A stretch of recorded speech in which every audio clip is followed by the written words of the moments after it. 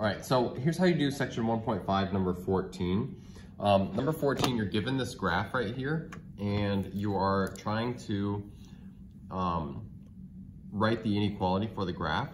And I'm just gonna assume that you've either got the graph in front of you or you've written it down on your sheet of paper, because I'm gonna be referencing it, but I'm gonna be writing down stuff on the sheet of paper here. So anyway, what we're gonna do is the bulk of the work in this problem is figuring out the equation of the boundary line, right? Once we get that, then we can just move over to, we just need to figure out the direction of the inequality. So we need two things for the equation of the line.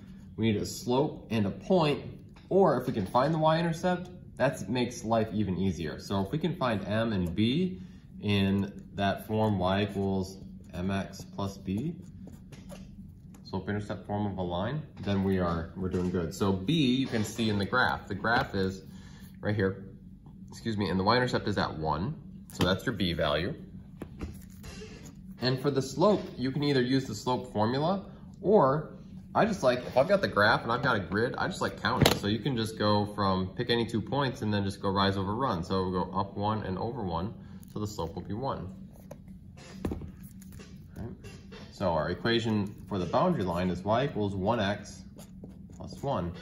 And the question is, which way do you shade? Well, or which way does the inequality go? Well, it's shaded below the line, so we know that it's going to be less than, and it's a solid line, so it's going to be less than or equal to. So our final answer then is y is less than or equal to x plus 1.